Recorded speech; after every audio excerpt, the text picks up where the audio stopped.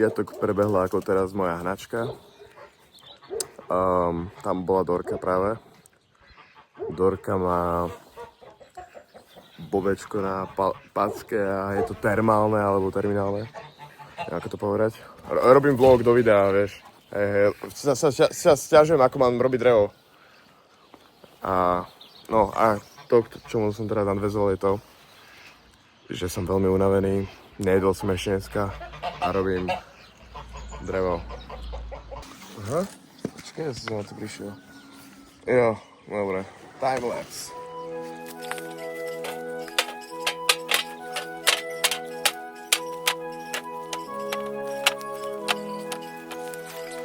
Mám pocit, že som to nemusel ani zrýchlovať. Dorka, sadni. No poďte, tu má to bobenko, chuderka. Je každý nadrogovaná, aby nemusela sa trápiť bolesťou chuderku, že? Pomáhať mi asi nechceš, čo? Dora. Piči. Teraz potrebujem toto dostať tam. Tam môžete aj vole. A tu môžete vidieť Doru, ako sa snaží chytiť myš. Lebo sú tu myši. A moja mama sa o ne strašne rada stará. Nechutné vonkajšie myši, hej? A Dora ich žere. A namiesto toho, aby ich ona... Bojím sa do piče. Namiesto toho, aby ich moja mama zabila, tak ona ich púšťa. Ale nie, že... Ja neviem, von. Ona ich púšťa von. Von. Dvere do domu. Áno, oholil som sa. Idem na intrak. Tento týždeň budú šialenosti. Pripravte sa na vlog, ktorý keď nepríde teraz, tak príde čo? O 3 dní. Práve teraz som dostal prvý hejt na moju youtuberskú osobu. Shymy, vyvolávam teraz vojnu voči tebe. Ak neviete, možno ste nevideli video, Shymy Pálenka sa so mnou pohádal. Ak áno, tak môžete vedieť, že najviac neseberealistický NPC človek, ktorý existuje, ktorý bere všetko strašne seriózne, mi vyvolal vojnu práve teraz. Prečo? Ideme sa o tom porozprávať. Ja som si tu pripravil aj normálny papier.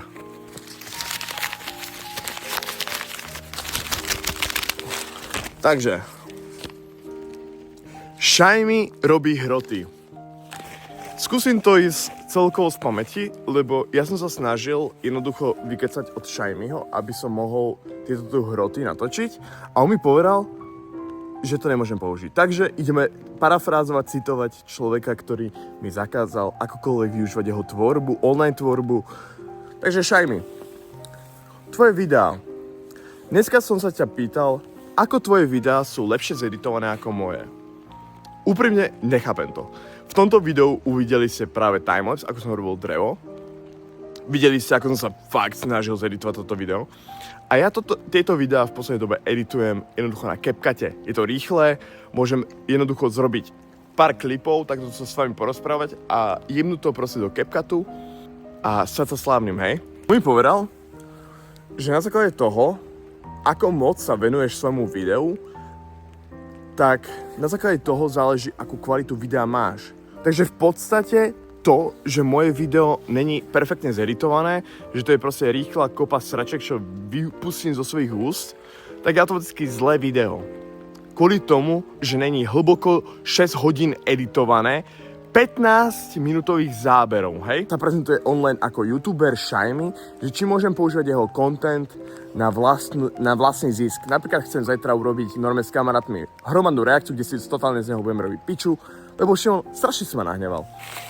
Povedz mi, v čom je tvoj content kvalitnejší ako môj? To mi nedokázal povedať. Namiesto toho, aby mi povedal, prečo môj content je o dosť horší ako jeho, hovoril, ak sa ti páči tvoj vlastný content, tak ja k tomu nemám čo povedať. Kámo, to je ten najviac NPC proste odpoveď, ktorá existuje. Ak nemáš proste problém so svojím vlastným contentom, tak prečo by si sa stiažoval? To je najviac tá priebaná odpoveď, ktorú som v živote počul. Jednoducho, ja sa ho pýtam, v čom je tvoj content lepší ako môj? Lebo ja vyjadrujem ohľadne svojho života, čo robím. On pustí 12-minútový proste timelapse o tom, jak je z Košic do Višňového, alebo ja neviem, aké pičoviny.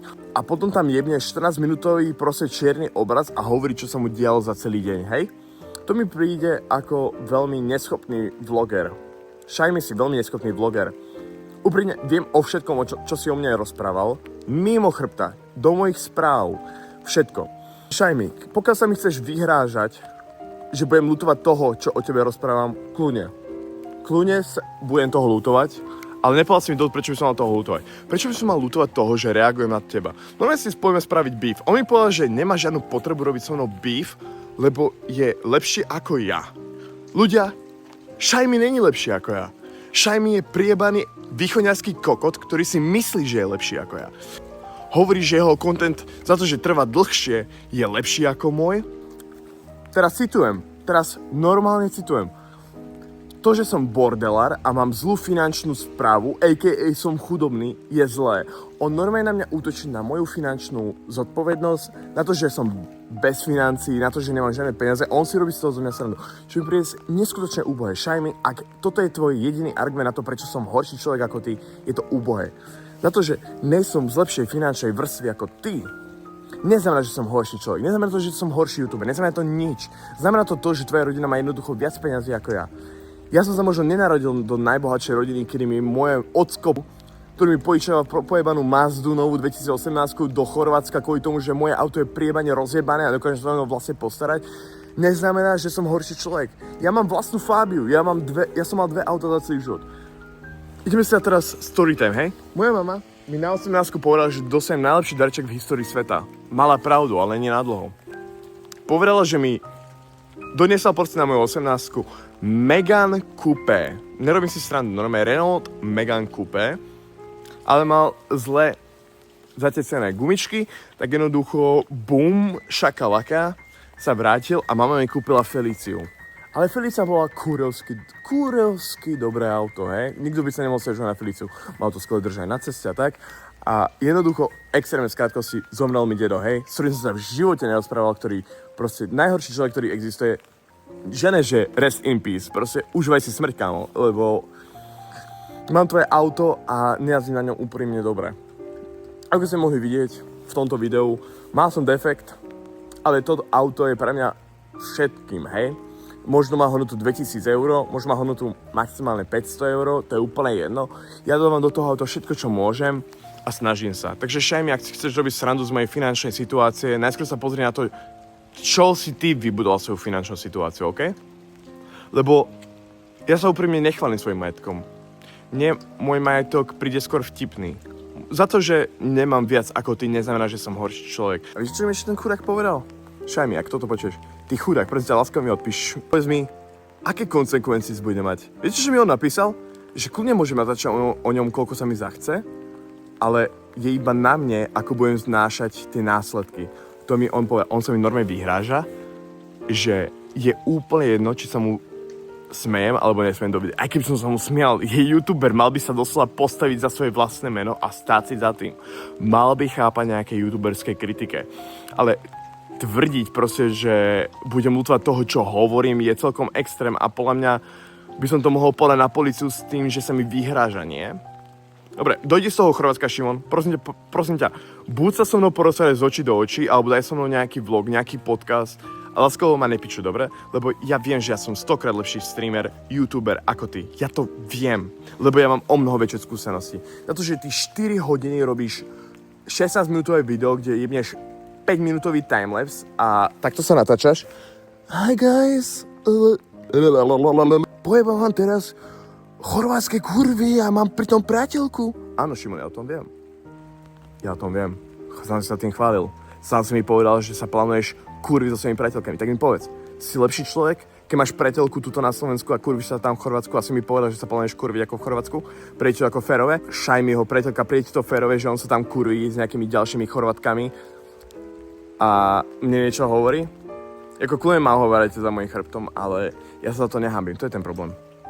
Neviem, čo by som ešte k tomu povedal, ak ma niečo napadne. Toto video, ak nevidie teraz, tak vidie o 3 dní. Vidíme sa na budúce o 3 dní. Čaute.